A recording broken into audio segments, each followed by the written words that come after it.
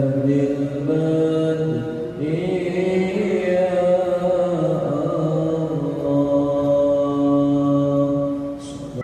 lanjutkan kajian kita, masih membahas tafsir dari surah Al-Fajr,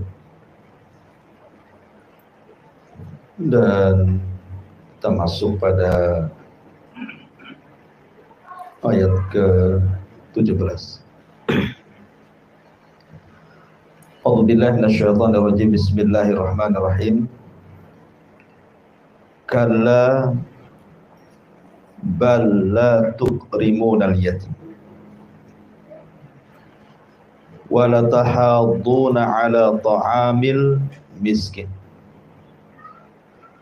wa ta'kuluna at-turatha aklan lamma wa tuhibbunal mala hubban jamma.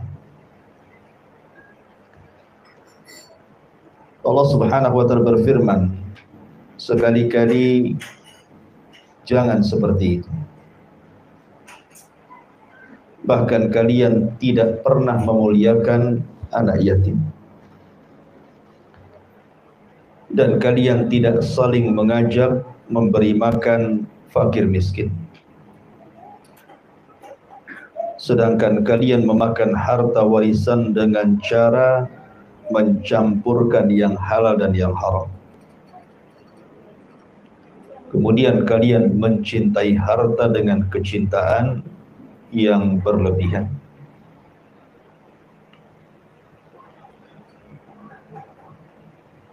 Empat ayat ini masih menyinggung tentang sifat orang-orang jahiliyah. Jadi orang-orang jahiliyah, mereka menganggap bahwa kemuliaan itu dilihat dari harta. Kalau mereka diberikan harta banyak, mereka mengira bahwa mereka sedang dicintai Allah. Kalau kemudian harta itu dihilangkan, mereka merasa mereka sedang dihinakan Allah. Sebab itulah mereka bakhil. Makanya ketika kita membahas surah Al-Ma'un, salah satu penyebab kenapa para tokoh-tokoh Quraisy itu sulit masuk Islam,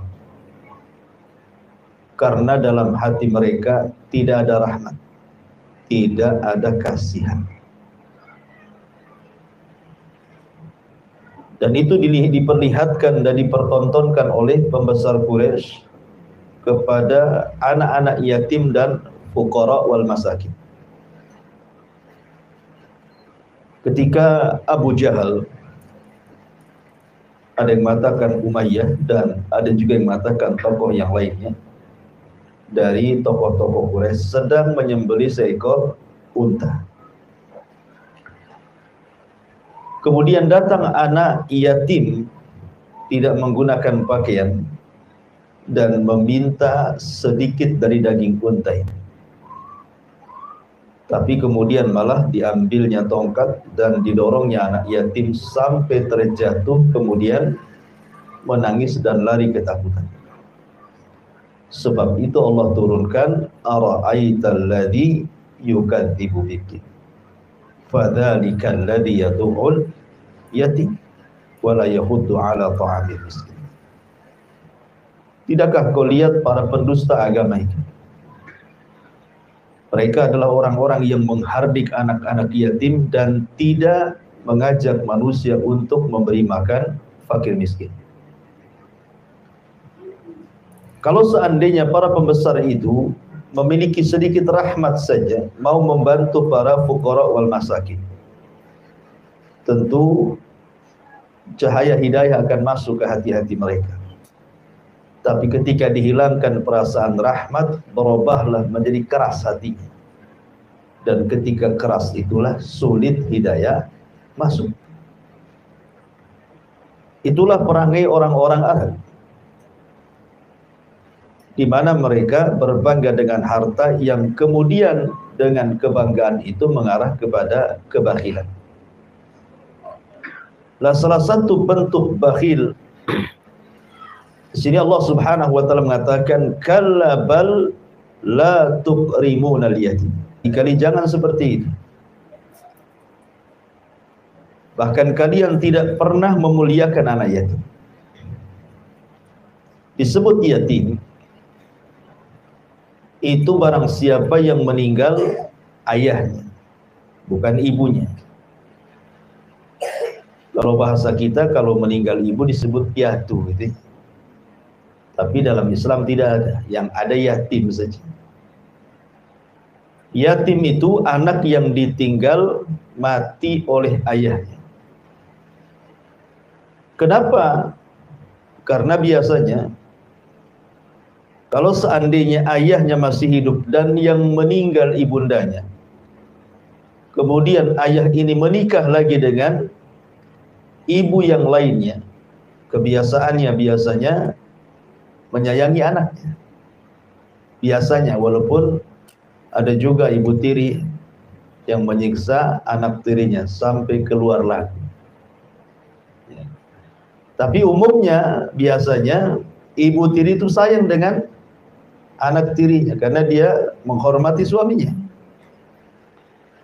Tetapi sangat jarang sekali kalau seorang istri yang ditinggal mati oleh suaminya menikah lagi dengan seorang laki-laki, kesayangan seorang ayah yang bukan ayahnya itu biasanya sedikit, bahkan tak jarang menelantarkan atau tidak adil di dalam memberikan kasih sayang kepada anak dia dan anak bawaan istrinya. Biasa seperti itu.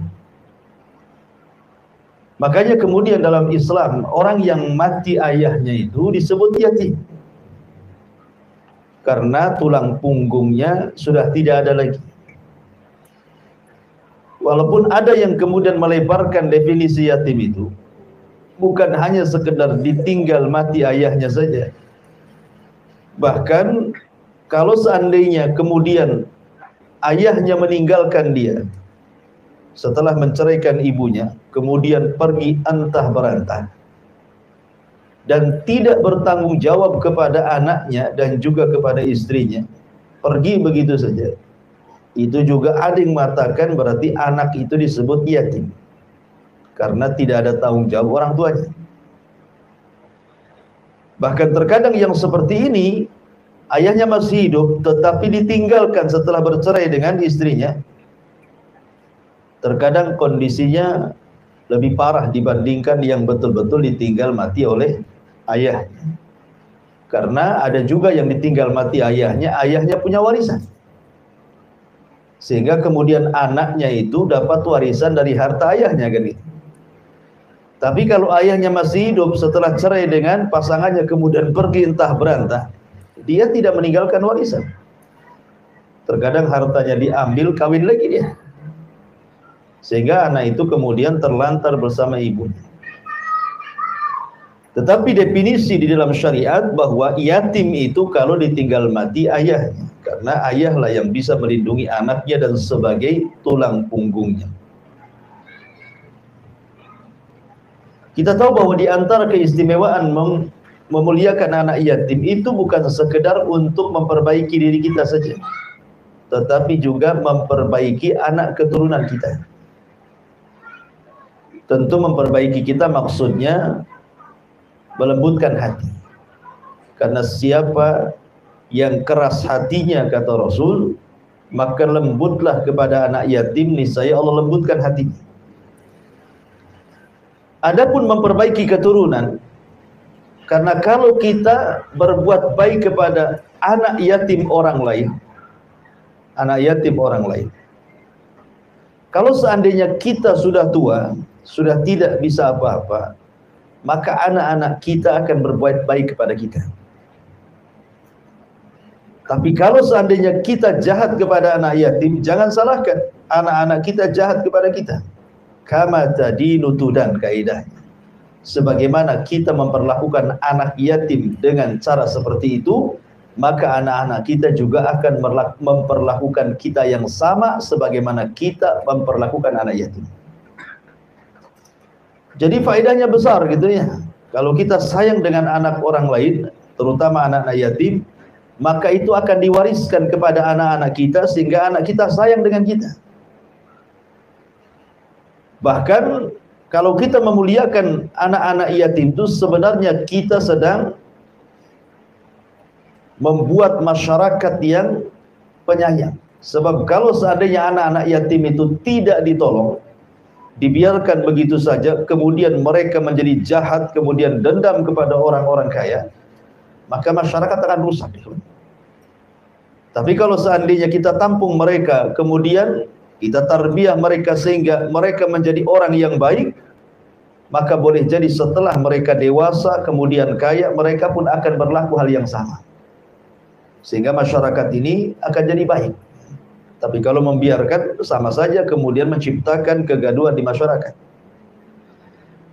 Makanya kenapa kemudian derajat memuliakan anak yatim itu mulia, sampai-sampai Nabi SAW itu mengatakan, ana wa kafilul yatim fil jannati kahataini. Aku dan para pengkafil anak yatim di sorga itu seperti ini. Ya. Kemudian wa asyara bis sababah, ini sababah, wal wusta, ini wusta namanya. Kemudian wa farraja bainahuma. Kemudian Nabi SAW merapatkan seperti ini. Ya, artinya aku dan para pengkafil anak yatim seperti ini di sorga. Kemudian dirapatkan, saking dekatnya. Apa maknanya? Kenapa para pengkafil anak yatim itu didekatkan dengan Nabi di sorga? Apa alasannya? Disebutkan di dalam beberapa pensyarah hadis, di antaranya disebutkan dalam syarah Sunan Tirmidzi. Kenapa hikmahnya? Apa hikmahnya? Kenapa kemudian orang yang mengkafil anak yatim itu dekat dengan Rasul? Dijelaskan di sini, la'allal hikmah fi kauni kafilil yatim yushbihu fi duhulil jannah, menyerupai masuk ke dalam surga, kemudian fil jannah bil qurbi minan nabi, ketika masuk ke dalam surga didekatkan dari Nabi sallallahu alaihi wasallam. Li kaunin Nabi sallallahu alaihi wasallam sya'nahu an yab'atha ila qaumin la ya'qiluna amra dinihim fayakunu kafilan lahum mualliman wa mursyidan.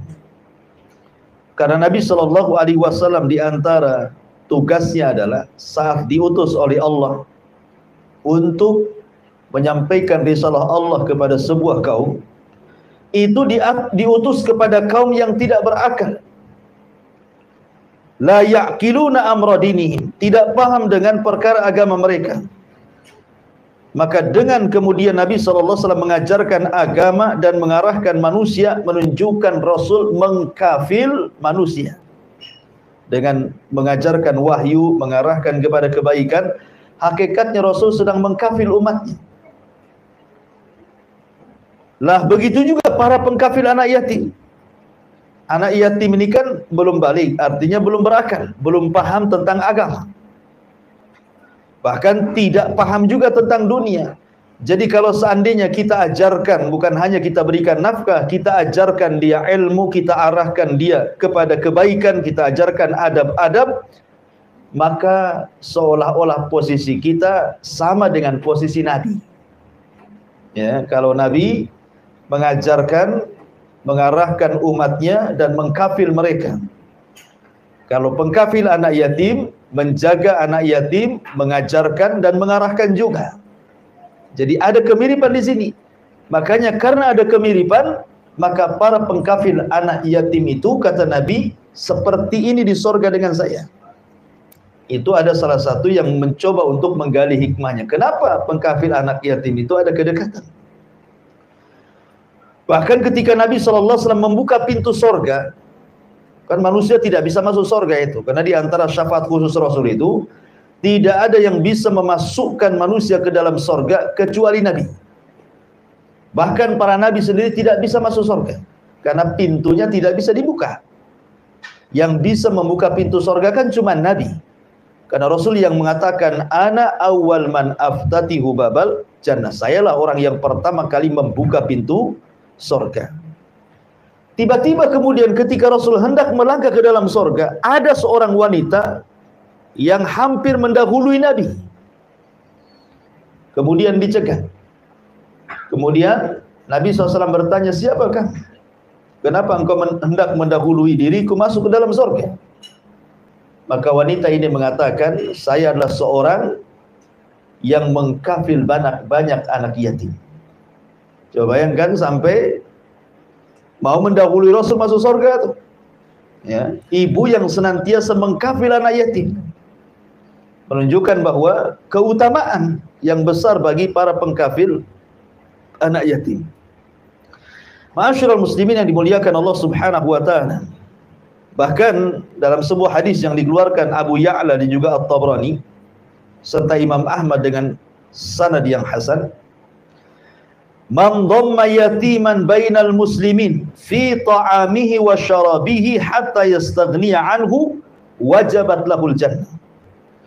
Barang siapa yang memasukkan anak yatim ke dalam makanannya, ke dalam minumannya, sampai anak yatim merasa cukup dengan diri kita kepada dia, maka orang ini sudah layak masuk surga. Nabi SAW adalah anak yatim, dan dia juga abul aitam, bapaknya anak yatim. Allah katakan, wa wajadaka yatiman fa'awa. Allah dapati engkau Muhammad dalam kondisi yatim dan Allah berikan penjagaan. Karena Nabi SAW pernah yatim, sehingga Nabi SAW melakukannya, menjadi pelakunya. Seperti dalam kisah ketika Nabi SAW menikahi salah satu istri beliau, namanya Ummu Salamah. Ummu Salamah itu ditinggal mati suaminya, dan dia punya anak-anak kecil. Sementara hidupnya Ummu Salamah dalam kondisi fakir. Anaknya banyak, yatim. Ya. Nabi SAW meminang Ummu Salamah untuk menjadi bapa bagi anak-anaknya. Menunjukkan Rasul juga bukan hanya ngomong saja, pelaku juga dia kan. Dan mengajarkan beginilah cara pengkafil anak yatim. Tapi kalau antum tiap tahun memberikan amplop dalam sebuah acara kepada anak-anak yatim, bukan kafil yatim itu sedekah kepada anak yatim, bukan. Dan ada tuh kalau biasanya Ramadan ya, sibuk tuh biasanya perusahaan-perusahaan, ya, kemudian ormas-ormas gitu ya. Biasanya mereka mengadakan acara santunan anak yatim. Itu bukan kafil yatim nanti. Itu sedekah ke anak yatim. Maksud mengkafil itu betul-betul merawat setiap hari. Ima kita ambil, kita masukkan ke rumah kita, kemudian kita anggap dia anak kita sendiri, ya, kita hormati anak-anak yatim dengan memberikan fasilitas tempat tidur, makanan, minuman, pendidikan, akhlak, dan begitu seterusnya. Atau mungkin kita tidak memasukkan anak itu ke rumah kita, tapi kita datang kepada anak yatim, kita katakan sama ibunya, ini anak ibu, selama belum balik, saya yang tanggung kehidupan. Ya, saya kirim tiap bulan sekian untuk makan dia, untuk minum dia, untuk sekolah dia, sampai dia balik. Nah, itu namanya kafil yatim. Itu yang akan dekat dengan Rasul, ya, mengkafil anak yatim. Atau antum menjadi bapak mereka, seperti yang dilakukan Nabi SAW. Yang jomblo, yang belum kawin gitu ya, kemudian cari janda. Kasihan kali itu, anaknya masih kecil-kecil kan itu. Jadi terdorong rasa kasihan menikahi dia karena melihat anak-anak yang masih kecil dan suaminya sudah meninggal. Datang ke janda itu, saya siap menjadi bapak bagi anak Anda dan suami yang baik bagi Anda. Ya. Ustadz yang sudah menikah gimana? Ya terserah antum, izinlah sama istri. Diizinkan, lanjut, tadi izinkan, ya lanjut juga, cuman nggak ngasih tahu. Ma'asyiral muslimin yang dimuliakan Allah Subhanahu wa taala, intinya bahwa di sini Allah Subhanahu wa taala menyindir orang-orang musyrik Arab itu, jangan seperti itu. Ya, tetapi tolonglah hargai anak-anak yatim. Kemudian juga sindiran yang kedua, wala tahadduna ala ta'amil miskin. Dan kalian tidak mendorong orang lain untuk memberi makan orang-orang miskin. Ada yang mengatakan tahaddun di sini artinya zakat. Jadi kita tidak mendorong manusia untuk mengeluarkan zakat kepada orang-orang miskin. Ada juga yang mengatakan tahaddun di sini artinya sedekah. Ya, sedekah umum, beda zakat dengan sedekah ya. Zakat kan lebih khusus, sedekah kan umum. Zakat itu kewajiban, sedekah itu kerelaan. Ya kan? Jadi ada juga yang mengatakan bahwa tahaddun ini artinya tidak menganjurkan sedekah kepada orang lain untuk membantu miskin. Tapi yang jelas bahwa ada di sekitar kita ini sudah tidak mau membantu orang miskin, tidak mengajak orang lain pula untuk membantu orang miskin. Dan ulama mengatakan mengajak manusia untuk membantu orang miskin jauh lebih afdal dibandingkan kita memberi makan orang miskin. Kenapa? Jadi kalau kita menganjurkan manusia, mengajak manusia banyak untuk menolong, umpamanya kita punya orang miskin nih, kemudian kita cari orang sebanyak-banyaknya untuk membantu dia, itu lebih afdal dibandingkan kita membantu dia. Tapi kalau bisa kemudian menggabungkan dua-duanya, lebih afdal lagi. Selain kita membantu dia, kita juga ajak orang untuk membantu dia, gitu maksudnya. Karena kalau kita hanya membantu dia, berapalah kemampuan kita membantu dia kan? Berapa kemampuan? Sekaya-kayanya orang pun ada bosannya membantu orang tuh. Ya. Tapi kalau seandainya kita arahkan manusia, kita cari 10-20 orang, tolonglah bantu dia. Kemudian masing-masing satu orang memberikan sekian juta kan, bisa saja kemudian mengangkat kefakirannya kan. Ya, makanya menganjurkan orang untuk membantu orang lain lebih afdal dibandingkan kita memberi makan sendiri. Karena ada orang-orang yang sama-sama miskin, saya miskin, sebelah juga miskin. Tapi ada orang-orang miskin itu yang punya izah, tidak mau dibantu orang, tapi dia ingin nolong orang. Ya. Orang miskin itu ada izah, tidak mau dia dikasih orang, tapi mau nolong orang, tapi tidak bisa nolong orang. Lah cara satu-satunya adalah dengan cara ngajak orang nolong, gitu maksudnya. Tolonglah itu tetangga saya susah, ya, tetangga saya susah. Jangan pula antum ngomong saya juga susah sebenarnya. Itu riya namanya. Jadi maksudnya kita hanya ingin nolong tetangga kita saja. Ya boleh jadi kemudian dari situ kecipratan kan tak tahu juga. Tapi yang jelas bahwa mendorong manusia yang banyak menolong orang miskin itu lebih afdal utama dibandingkan kita memberi makan sendiri fakir miskin. Karena kemampuan kan kita terbatas. Tapi kalau antum bisa menggabungkan, kita bisa memberi, ngajak orang juga memberi, maka itu lebih baik. Dan mengayakan satu miskin itu lebih baik dibandingkan memberikan sedekah kepada banyak orang miskin yang tidak pernah kaya dan tetap miskin. Umpamanya di sini orang miskin 100 orang. Kalau kita bantu mereka, umpamanya uang 10 juta itu ya dapat sedikit-sedikit kan, tetap saja miskin mereka. Ya. Tapi kalau kita kemudian mengentaskan satu persatu, ya yang lain yang miskin tenang dulu, yang ini dulu kita bantu satu orang nih, atau 3 orang dulu lah. 10 juta bagi 3 juta setengahan umpamanya kan, bisa untuk modal jual gorengan, jual es, jual apa gitu kan. Akhirnya mungkin di antara orang-orang miskin yang kemudian diberikan modal akhirnya jadi kaya gitu kan. Maka itulah mengentaskan kemiskinan banyak. Tapi kalau membantu banyak orang miskin dengan uang 10 juta kemudian dapatnya 50 ribuan, ya dapat apa kan? Modal aja dah cukup kan?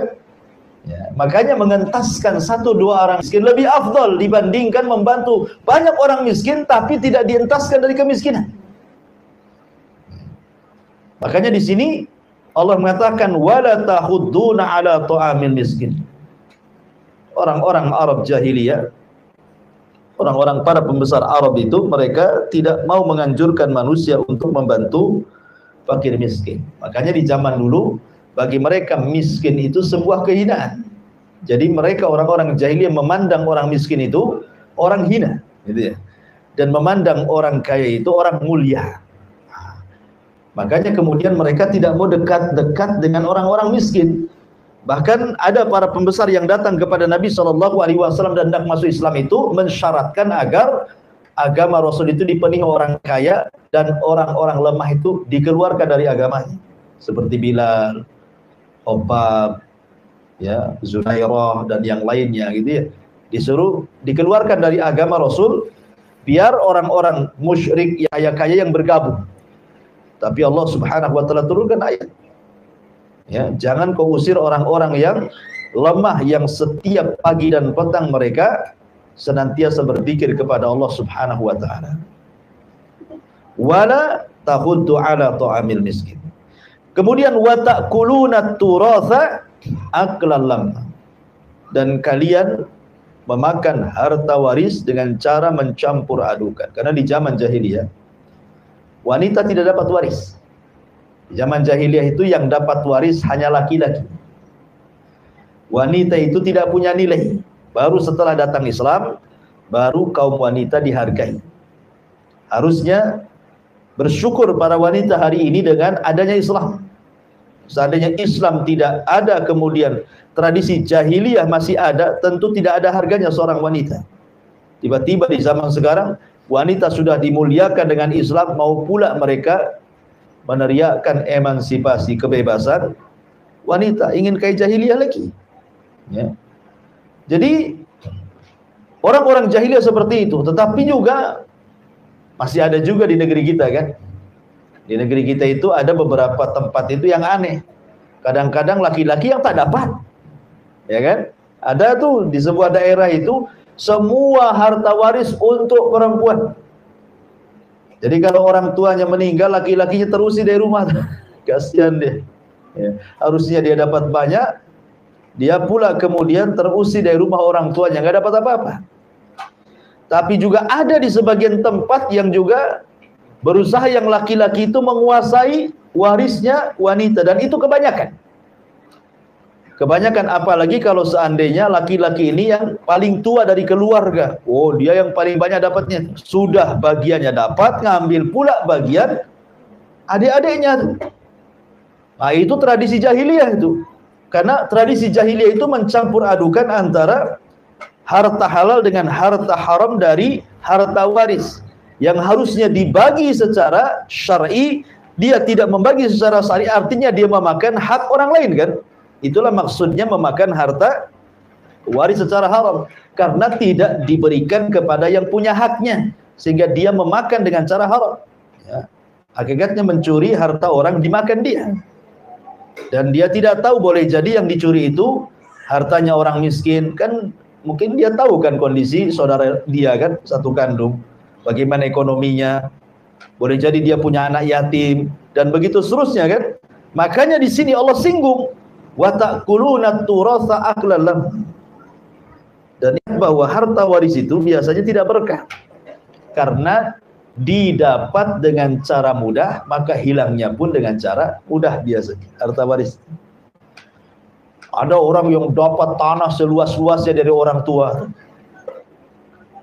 ya, karena bukan hasil jerih payah dia, ya enteng saja. Dia dijual satu kapling, akhirnya habis. Rumahnya dijual, ngontrak dia. Harusnya jadi tuan takur. Belakangan dia pula yang ngontrak. Kenapa? Karena kita tidak tahu juga ya. Kita kan hanya melihat dohir, warisan orang tua ya dohirnya saja halal. Tapi kan terkadang kita tahu orang tua itu kerjanya apa. Mendapatkan tanah itu dari mana duitnya kan. Harta halal ke harta haram, terkadang sebagian anak itu tahu bahwa harta itu sebenarnya tidak beres. Mungkin orang tuanya dulu dapat judi togel, kan, Dapatlah dia miliaran orang tua, beli apartemen, beli ini, beli itu kan. Akhirnya meninggal, anaknya tahu sebenarnya ini hasil itu. Sudah tahu itu hasil haram, kemudian rebutan pula dengan saudaranya untuk mengambil yang haram tadi kan gitu ya. Nah, jadi tidak berkah jadinya. Ya, kebanyakan begitu. Kebanyakan orang yang memperebutkan waris itu sebenarnya itu memperebutkan harta yang tidak berkah sebenarnya. Makanya banyak bunuh-bunuhan gara-gara waris. Ya kan? Banyak bunuh-bunuhan. Kecuali kalau kita tahu orang tua kita ini orang baik, mencari harta juga dengan cara halal gitu ya. Kita paham lah ini harta halal semua. Saya tahu orang tua saya kerja apa. Ya tentu insya Allah harta itu berkah. Yang tidak berkah itu kalau seandainya rebutan hartanya itu. Akhirnya yang satu memakan harta yang lainnya. Itulah yang Allah katakan wa ta'kuluna turatha aqlalla. Lah tiga perkara ini tentu ada penyebabnya. Kenapa orang tidak mau menolong anak-anak yatim, memuliakan anak-anak yatim padahal besar pahalanya? Kenapa orang tidak mau mendorong orang-orang untuk membantu para fakir miskin? Kenapa pula kemudian orang berani kemudian mengambil hak orang lain dalam warisan? Sebabnya ayat terakhir ini. Wa tuhibbunal mala hubban jamma. Karena kalian terlampau mencintai harta berlebihan. Gitu ya. Kalau orang sudah mencintai harta berlebihan, harta itu sirru tughyan, rahasia bejatnya manusia. Harta itu rahasia bejatnya manusia. Sehingga dengan harta itulah hawa nafsu mendorongnya sehingga tidak mau menghargai anak yatim, tidak mau menolong fakir miskin, bahkan rela mengambil harta orang lain. Kekayaan itu adalah sirru tughyan. Saya akan contohkan. Nabi SAW mengisahkan kisah tentang 3 orang Bani Israel. Kisah ini terdapat dalam kitab Riyadhus Shalihin. Ma'ruf kisahnya. Jadi ada 3 orang yang Allah Subhanahu wa taala berikan ujian. Yang satu Allah berikan ujian berupa kepalanya penuh dengan penyakit dan tidak tumbuh rambut, sehingga orang jijik melihat bahkan tidak mau mendekatinya. Sudah miskin, diuji seperti itu, makin merana, gitu ya. Kemudian yang kedua, orang kedua ini diuji semua badannya, kulitnya penuh dengan penyakit, penuh dengan borok pun macam-macam lah. Orang pun menjauhi. Sudah miskin diberikan penyakit seperti itu. Dan orang ketiga orang buta. Akhirnya Allah Subhanahu wa taala hendak menguji mereka. Ingat bahwa ujian itu juga bukan berlaku kepada kemiskinan saja. Kaya pun ujian dari Allah, ya kan? Wa nabluukum bisyarri wal khairi fitnah. Kami akan uji dengan kebaikan dan dengan keburukan sebagai fitnah bagi manusia. Datanglah malaikat, kemudian mencoba mendatangi orang yang pertama itu, yang kepalanya banyak penyakitnya dan tidak tumbuh rambut itu. Bertanya, wahai fulan, seandainya nih, engkau punya angan-angan, kira-kira angan-anganmu apa? Gitu ya. Maka dia mengatakan, aku tidak punya angan-angan kecuali Allah sembuhkan penyakit kepalaku, Allah tumbuhkan rambut di kepalaku, dan Allah berikan rambut yang indah sehingga manusia tidak menjauhi dan membenci diri. Karena di zaman itu kan rambut itu kan luar biasa ya, mahkota di zaman dulu kan. Kalau di zaman sekarang ya biasa aja lah kan. Oh di zaman dulu ya, jangankan rambut di kepala, potongan rambut saja dijual orang dulu itu. Ya, jadi nggak dibuang tuh kalau seorang wanita memotong rambut, itu dijual tuh rambutnya untuk gelung kan. Mahal orang dulu itu. Jadi dulu itu memang bergaya itu dengan kepala. Ya, kalau sekarang tidak perlu mau botak, mau ada duit apa, mau ada rambutnya, yang penting tebal aja lah dompetnya. Banyak perempuan datang. Bahasanya seperti itu ya. Kalau orang dulu kan penampilannya biasanya dari rambut ya. Makanya kemudian orang ini meminta indahkan rambutnya. Kemudian akhirnya malaikat yang menjelma manusia ini berdoa kepada Allah, kemudian diusaplah kepala orang itu. Tiba-tiba semua penyakitnya rontok. Kemudian tumbuhlah rambut yang sangat indah. Tidak ada rambut seindah orang ini di kampung itu. Sehingga orang pun tidak jijik dan orang pun senang dengan dia, bahkan memuji rambutnya. Akhirnya kemudian sebelum pergi malaikat ini mengatakan, dari sekian hewan ternak, hewan mana yang kau sukai? Maka dia mengatakan, aku suka seekor unta. Diberilah unta bunting. Kemudian setelah itu malaikat ini pindah ke tempat lain, ke tempat yang kulitnya penuh dengan penyakit. Orang pun jijik mendekat, tidak suka. Maka pertanyaannya sama, kalau engkau berangan-angan, kira-kira angan-anganmu mau apa? Maka orang ini mengatakan, aku ingin disembuhkan semua penyakit kulitku, dan Allah berikan kulit yang halus, yang indah, sehingga manusia suka dan tidak menjauh dari itu. Akhirnya malaikat ini mengusap semua badannya sembuh. Dan dia pun memiliki kulit yang luar biasa. Dan orang pun suka dengan dia. Kemudian ditanya soal hewan ternak, dia memilih sapi. Maka dikasihlah sapi bunting. Kemudian yang buta juga sama pertanyaannya. Akhirnya diusap matanya, melek. Kemudian ditanya hewan ternak apa yang dia sukai. Dia suka kambing, maka dikasih kambing bunting. Habis itu malaikat meninggalkan 3 orang ini. Rupanya unta bunting ini akhirnya melahirkan 2 unta yang berpasang-pasangan. Kemudian anaknya yang berpasangan besar, kemudian melahirkan unta lagi. Akhirnya tanpa sadar, dari 1 unta bunting menjadi 1 lembah unta. Kaya dia dengan untanya. Orang yang kedua juga sama. Ketika sapinya melahirkan, kemudian anak-anaknya melahirkan lagi sampai dia punya peternakan sapi 1 lembah. Termasuk orang buta juga sama. Kambingnya berkembang biak sampai kambingnya 1 lembah. Disinilah Allah Subhanahu wa ta'ala hendak menguji. Yang tadinya Allah uji mereka dengan keburukan, sekarang Allah uji dengan kebaikan. Karena ujian itu 2 ya. Keburukan ujian, kebaikan juga ujian. Mereka sudah baik itu. Mereka sudah sehat, ganteng, indah, disukai orang, punya kekayaan, apalagi yang diindaki. Maka Allah utus malaikat yang sama, cuman ketika mendatangi orang itu, malaikat menjelma seperti orang yang ketika orang itu sedang fakir-fakirnya. Kepalanya masih penyakitan, banyak penyakit di kepalanya. Supaya diingatkan gitu maksudnya. Kalau orang berpikir kan, iya dulu juga saya seperti kamu. Gitu ya. Maksudnya begitu malaikat menjelma itu. Tapi rupanya orang ini kufur nikmat. Didatangi malaikat untuk diingatkan nikmat dia yang dulu lupa dia. Seolah-olah tidak pernah kepalanya disembuhkan oleh Allah Azza wa Jalla. Ketika kemudian malaikat ini mengatakan, saya orang miskin, orang fakir, butuh makan, bisa enggak kau kasih 1 ekor unta saja?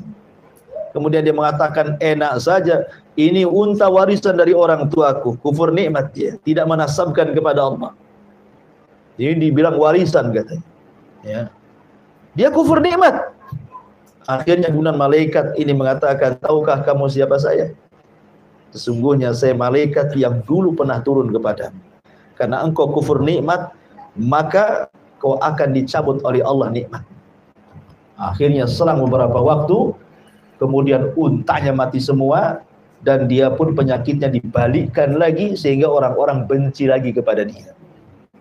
Kufur nikmat, ya kan? Lah orang yang kedua juga sama seperti itu.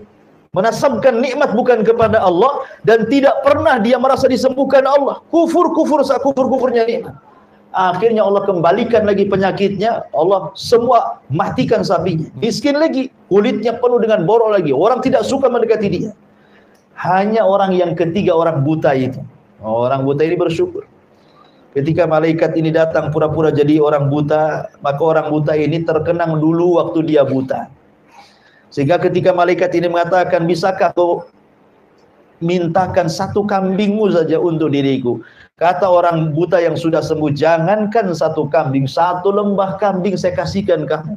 Dengan penglihatanku saya bersyukur dibandingkan 1 lembah kambing itu. Maka malaikat ini mengatakan, tidak, sungguhnya saya malaikat, saya diutus Allah untuk mengujimu dan kau telah lulus ujian. Akhirnya dia tetap melihat dan kambingnya semakin banyak. Begitulah la in syakartum la azidannakum wa la in kafartum inna adzabi lasyadid. Kalau engkau kufur maka telah siap-siap azab Allah yang pedih, tapi kalau engkau syukur la azidannakum, kami akan tambah nikmat kalian. Kembali bahwa wa tuhibbunal mala wa tuhibbunal mala. Di sini ada kalimat al-mal. Dalam bahasa Arab harta ini disebut malun. Dalam bahasa Arab harta itu disebut malun. Malun itu diambil dari fiil mala yamilu mail. Artinya kecondongan. Kenapa harta disebut mal? Karena jiwa itu condong untuk memilikinya. Dan jiwa itu condong kepada para pemilik harta. Jadi jiwa condong untuk mengambilnya, dan jiwa juga condong kepada para pemilik harta. Kan begitu ya? Kalau antum melihat tetangga, rumahnya bagus, cantik, kemudian punya mobil cantik gitu ya, kebunnya banyak, kos-kosannya banyak, terkadang kita berangan-angan kapan saya seperti dia, seolah-olah ingin memilikinya. Ya, karena harta itu disebut mal. Ya. Ataupun condong kepada para pemilik harta. Apabila para pemilik harta sudah ngomong, pendapatnya paling didengar.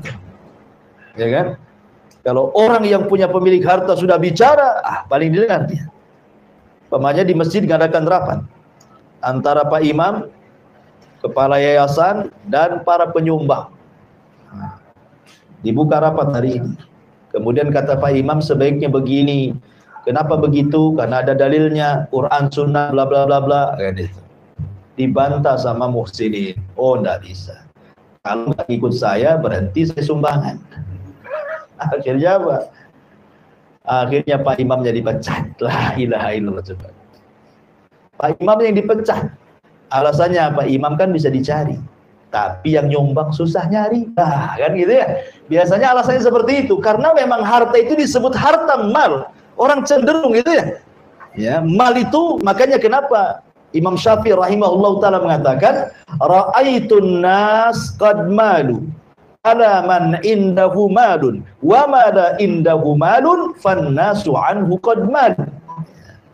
Kata Imam Syafi'i rahimahullah ta'ala, ra'aitun nas qad malu, aku melihat manusia sungguh malu. Ya, malu, mereka sangat ingin mendekati pemilik harta, condong kepada para pemilik harta itu. Tetapi wa ma la indahu malun, tetapi kepada orang yang tidak punya harta sama sekali, fannasu anhu qad malu, maka manusia pun berpaling dari dia. Contoh sederhananya ya, sering saya contohkan kepada antum. Kalau antum punya anak perempuan, ya, ada dua laki-laki yang melamar anak antum. Satu santri Jabal Uhud, hafal Quran, tapi miskin, tinggalnya di Ruli. Satu dokter spesialis, gajinya 1 bulan 1 miliar. Kira-kira antum jodohkan ke yang mana nih? Ini dokter ganteng, udah ganteng, kaya, gajinya banyak. Ini santri dah hitam, kriwel, tapi hafal Quran. Tinggal di Ruli pula. Ya, pasti karena harta itu disebut mala yamilu. Ya kan? Mala yamilu artinya kecondongan kepada pemilik harta kan? Ya dia mikirlah, ya sudahlah, yang santri Jabal Uhud nanti aja lah ya. Mudah-mudahan nanti ada lagi adiknya katanya. Ini yang ini dululah, dan itu ya. Termasuk anaknya didoktrin seperti itu juga. Jadi para penghafal Quran, walaupun dia hafal Quran, ahli agama, ya nggak dilihat lah. Ya, karena harta itu dari mala yamilu tadi. Ya, kecenderungan orang itu tidak mau kepada yang tidak punya harta. Selain yamilu ala nafsihi, juga yamilu ala ghairihi, gitu ya. Selain dia ingin memiliki untuk diri sendiri, dia pun memandang kepada para pemilik harta orang lain. Seperti itulah disebut mal. Makanya di sini Allah mengatakan wa tuhibbunal mal. Kalau orang terlampau cinta, ya memalingkan harta dimasukkan ke dalam hati kita, hubban jamma, jadilah manusia-manusia yang tidak pernah memuliakan anak yatim, tidak pernah membantu fakir miskin, dan mereka rela untuk mengambil hak orang lain. Karena biasanya orang yang terlampau cinta dengan harta, maka melahirkan sifat-sifat bakhil. Namanya cinta dengan harta, hilang sedikit saja ditotal sama dia. Ya, ada orang-orang itu yang pelit, bukan hanya pelit kepada orang lain, pelit kepada dirinya. Uangnya banyak di ATM, tapi penampilannya kayak orang nggak punya uang. Ada orang kayak gitu, makanya biasa saja. Padahal dia bisa beli pakaian bagus, gitu ya. Penampilannya agak bagus lah, punya uang, kan nggak apa-apa tahadus bin nikmah kan. Tahadus bin nikmah itu tidak ada masalah. Antum punya uang, beli sendal bagus, ya, beli jam tangan bagus gitu, beli pakaian bagus, beli mobil bagus, tidak ada masalah. Itu namanya tahadus bin nikmah. Allah mengatakan, fa bi ni'mati rabbika fahadits. Kita disuruh menampakkan nikmat Allah kan. Jadi tidak ada masalah. Yang tidak boleh itu kalau tujuan kita membeli sandal, membeli baju, membeli tas, membeli jam, membeli handphone dalam rangka merendahkan orang lain, itulah letak kibernya di situ, sombongnya. Letak sombongnya itu bukan di pakaiannya, bukan di jamnya, bukan di handphonenya, tapi di hati dia. Tujuan membelinya itu untuk merendahkan dan menyakiti orang fuqara wal masakin, itu maksudnya. Tapi kalau hanya untuk dia, ini uang saya mau beli ini, terserah saya lah. Saya nggak ada maksud yang lain kok. Bahkan kalau seandainya dia beli mobil bagus kemudian untuk menolong orang kan lebih baik lagi gitu ya. Tapi tidak juga orang seperti itu. Sudah bakhil kepada orang lain, bakhil kepada dirinya, hartanya ditumpuk-tumpukan di ATM, akhirnya tidak sadar datang kematian. Nah, untuk apa harta di ATM itu jadi? Masa disimpan sampai dia mati saja kan? Nggak ada gunanya jadinya. Karena sesungguhnya harta itu kembali ke pemilik harta, ikhwan, di akhirat itu. Makanya ada istilah man asha ala syai'in mata ala syai'in wa man mata ala syai'in bu'itsa ala syai'in, katanya. Ada istilah seperti itu. Siapa yang hidup kemudian melakukan kebiasaan tertentu, maka mati pun dia akan sama dengan kebiasaannya. Kalau mati sama dengan kebiasaannya, dibangkitkan pun sama seperti kebiasaannya. Kalau seandainya dia hidup bakhil gitu kan, tidak mau membantu fakir miskin, maka saat matinya juga sama seperti itu. Dibangkitkannya pun sama seperti itu. Bahkan jadi beban harta itu, karena pertanyaannya dua, masalahnya harta itu kan. Makanya ada istilah, Nabi SAW pernah mengatakan, orang-orang miskin lebih dulu masuk surga dibandingkan orang kaya, jaraknya setengah hari kehidupan akhirat. Kata orang kaya, nggak apa-apa kan setengah hari sebentar. Setengah hari akhirat beda dengan setengah hari dunia. Setengah hari akhirat itu sama dengan 500 tahun, karena satu harinya sama dengan 1000 tahun. Jadi nunggu 500 tahun masuk surga orang kaya itu. Ya, setengah harinya akhirat itu sama dengan 500 tahun. Kenapa ya tadi? Karena soalannya banyak. Min aina iktasabahu wa bima anfaqahu, dari mana dan kemana. Itu yang dua itu, dari mana kemana. Kan repot tuh. Ya. Pertama, dari mana? Maksudnya kamu dapat harta itu halal atau haram? Itu ditanya juga gitu. Kemudian kemana? Ditanya lagi. Oke lah, dia mengatakan saya cari harta halal, tapi dibelanjakan kemana? Ke haram atau ke halal? Makanya sering saya katakan ada 4 kelompok tentang masalah harta kan. Pertama, ada yang mencarinya halal, kemudian diinfakkan ke yang halal, maka inilah sebaik-baik manusia. Kemudian yang kedua, carinya halal, tapi diinfakkan ke yang haram, maka dia akan tetap ditanya, bukan dari mana, ditanyanya, tapi kemana kau belanjakan. Nah, itu soal yang harus dijawab. Ya. Kemudian yang ketiga, dia mencarinya dengan cara haram, tapi diinfakkannya ke yang halal. Maling untuk bangun masjid, merampok untuk pergi haji, kan bagus tuh. Korupsi untuk bantu fakir miskin, bagus. Ya seperti itu gitu. Ada juga yang maling ini berdalil dia nyuri uang 2 dirham. Kemudian dikatakan sama kawannya, mencuri itu tidak boleh. Kemudian yang mencuri dia mengatakan, tidak, aku sudah infakkan 1 dirham. Yang 1 dirham ini saya makan. Kenapa saya infakkan? Karena Nabi yang mengatakan, kalau orang infak itu berarti akan dilipat gandakan berapa? 7 kali lipat, 700 kali lipat pahala katanya. Berarti kalau saya ini yang 1 nih, berarti sudah ketutup dengan 700 kali lipat itu. Jadi sisanya masih 699 lagi gitu ya. Ini yang nutup yang satu. Dia tidak sadar bahwa yang diinfakkan itu harta haram. Artinya bahwa pertanyaannya, dari mana kau dapatkan? Ini ditanya, dari mana kau dapat? Kemana kau belanjakan? Kalau Anda mencari harta dengan cara yang haram, Allah itu thayyibun la yaqbalu illa thayyiban. Apa dapat pahala? Tidak, karena Allah itu maha baik, tidak menerima kecuali yang baik-baik. Jadi jangan menghayal dapat 700 kali lipat itu. Itu yang dari harta baik dapat 700 kali lipat. Kalau dari harta haram, ya Allah tidak akan menerima, karena Allah baik, tidak menerima kecuali yang baik. Dan yang lebih parah, sudah nyarinya haram, dibelanjakan ke yang haram. Pasang togel untuk zina. Nah, itu kan masalah. Pasang togel untuk beli khamar. Berjudi untuk main perempuan, berjudi untuk membunuh orang gitu ya. Jadi itu kalau itu udah kuadrat dosanya. Jelas tuh pertanyaannya, dari mana dan kemana ya, kenal tuh. Baik, kembali bahwa wa tuhibbunal mala hubban jamma. Di sini Allah Subhanahu wa taala ingin menyebutkan sebab rahasia jahatnya orang itu karena terlampau mencintai harta, dan itulah yang dilakukan orang-orang Arab jahiliyah. Karena konteks ayat ini kan ditujukan kepada mereka, tetapi dalam bahasa usul Quran, al-ibratu bi umumil lafzi la bi khususi sabab. Sebuah pelajaran itu bukan karena sebab turunnya, tapi karena umum lafadznya, sampai juga mencakup kita kalau sifatnya seperti mereka. Wallahu a'lam bishawab. Ini 4 ayat dulu, silahkan kalau ada yang bertanya, tafadhol. Ya.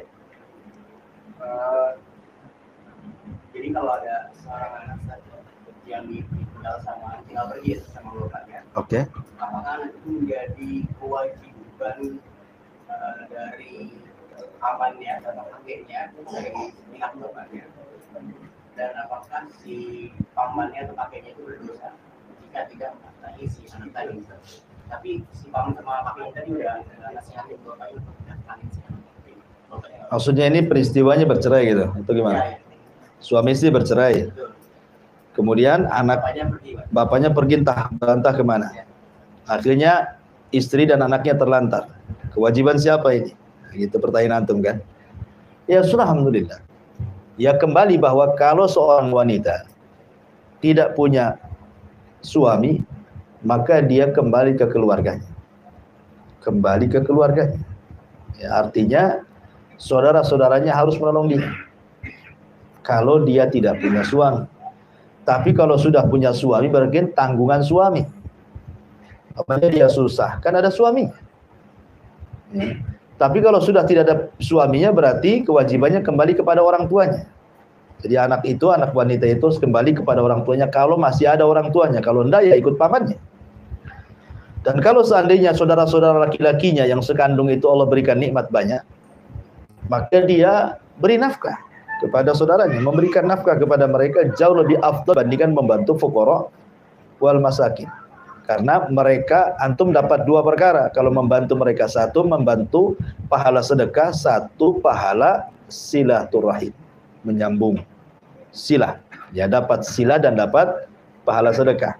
Tapi kalau membantu fakir miskin, ya dapat pahala sedekah saja, tapi tidak dapat pahala silah.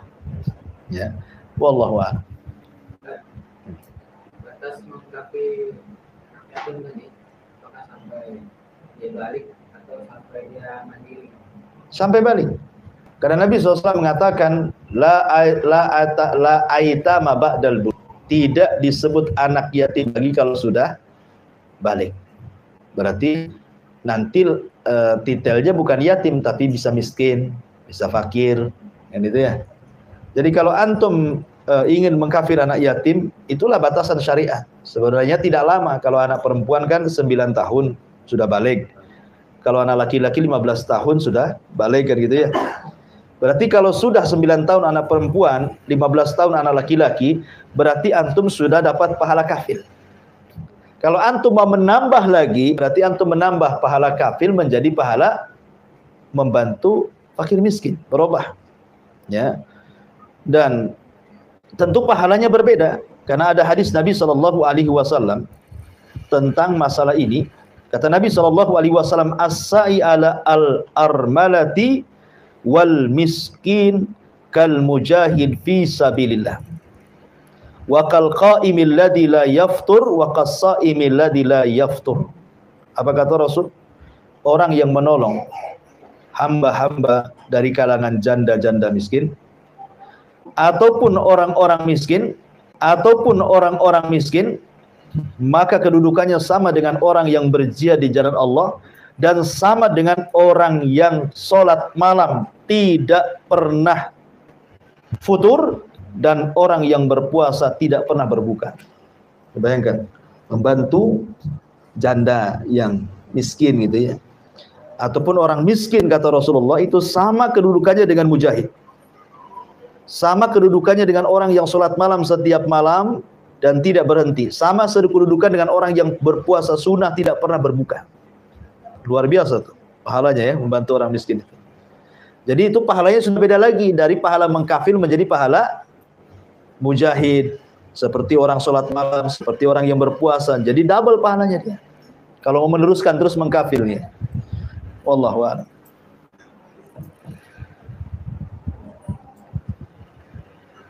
Iya, Bang. Kan dari mengentaskan kemiskinan orang itu lebih afdal daripada kita semangat dengan orang miskin tapi kita terus gitu. Oke. Nah itu mengentaskan itu sama kayak diri sendiri atau batasannya? Ya alhamdulillah, yang mengentaskan pakai miskin. Maksudnya kalau kita, contoh mamanya zakat. Kalau dulu ada istilah di masjid-masjid itu, zakat fitrah sampai numpuk segulung pakai beras. Alasannya kenapa kami pakai uang? Karena kalau pakai beras, Ustaz, ini tidak cukup bagi-bagi orang miskin. Berasnya masih banyak, waktunya sudah habis. Iyalah, kalau setiap fakir miskin dikasih 3 kilo. Coba setiap umpamanya di sini ada 10 fakir miskin, satu orang kasih 1 kintal. Atau 1 ton satu orang. Kan lama dia miskinnya. Ya kan? Artinya dia nggak minta-minta lagi dengan beras itu kan. Dia akan makan aja, nggak akan minta-minta lagi. Jadi jangan berpikir gimana kasih. Umpamanya oke lah untuk zakat fitrah tahun ini kita lihat yang paling orang 10 di sini. Mungkin kayaknya yang satu ini 3 kilo, ini 1 ton umpamanya kan. Biar yang ini dikayakan dulu. Mungkin dengan 1 ton jadi juragan beras kan, dijual lagi berasnya, jadilah juragan beras dia. Kaya nanti tahun depan besok lagi. Karena kalau seandainya kemudian kita bagi rata dan orang miskin tetap miskin, sampai kapan nih orang miskin nih lahiran miskin lagi anaknya, nanti lahiran lagi miskin lagi cucunya, makin berkembang itu ya. Ya. Tapi kalau dientaskan satu, ya anaknya jadi kaya nanti, sekolahkan tinggi-tinggi. Nah, jadi ya ini kan bahasanya kan ijtihad para ulama seperti itu. Bagaimanapun mengentaskan orang miskin itu 1-2 lebih afdol dibandingkan sama sekali tidak mengentaskan satu miskin pun walaupun menolong. Itu maksudnya. Wallahu a'lam. Subhanallahi bihamdika, asyhadu an la ilaha illa anta, astaghfiruka wa atubu ilaik. Wallahu ta'ala. Assalamualaikum warahmatullahi wabarakatuh.